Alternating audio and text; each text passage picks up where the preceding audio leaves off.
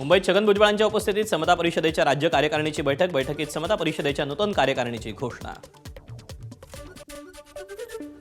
मुख्यमंत्री देवेंद्र फडणवीस यांच्या हस्ते पुण्यात महामेट्रो भवनाचं उद्घाटन। उपमुख्यमंत्री सुनेत्रा पवार यांच्यासह चंद्रकांत पाटील आणि स्थानिक आमदारांची उद्घाटन कार्यक्रमाला उपस्थिती।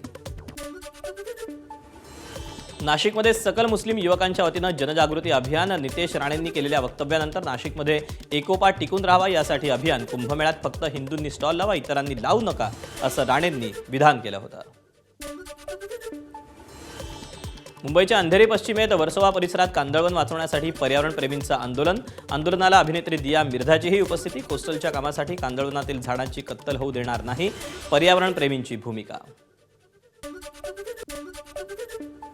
मुंबईतील आझाद मैदानात उद्यापासून धनगर आंदोलक। दीपक बोऱ्हाडेंचं आंदोलन। आम्हाला अटक करण्याचा प्रयत्न केला तर मुंबईत काय होईल सांगता येणार नाही, दीपक बोऱ्हाडेंचा इशारा। अॅट्रॉसिटी कायद्यात कोणताही बदल होणार नाही, कायद्यात बदल केला जाणार असल्याचा काही लोकांकडून गैरसमज पसरवला जातोय। विधानसभेत निवेदन देणार, सामाजिक न्याय मंत्री संजय शिरसाट यांची माहिती। धुळे जिल्ह्यातील कुसुंबा गावात जिल्हा परिषद सदस्य किरण शिंदेंवर प्राणघातक हल्ला। माजी जिल्हा परिषद सदस्य संग्राम पाटील, नारायण शिंदे आणि सुनील शिंदेंकडून पूर्ववैमनस्यातून हल्ला केल्याची माहिती।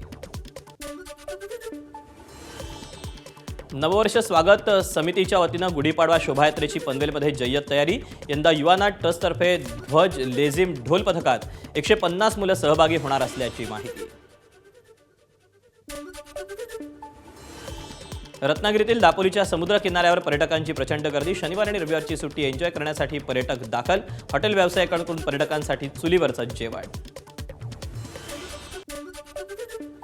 दिल्ली उच्च न्यायालयाच्या मुख्य न्यायाधीशांनी अरविंद केजरीवाल यांची खंडपीठ बदलण्याची विनंती फेटाळली। मद्यधोरण प्रकरणात सीबीआयच्या अपीलावर न्यायमूर्ती स्वर्णकांता यांचंच खंडपीठ सुनावणी करणार।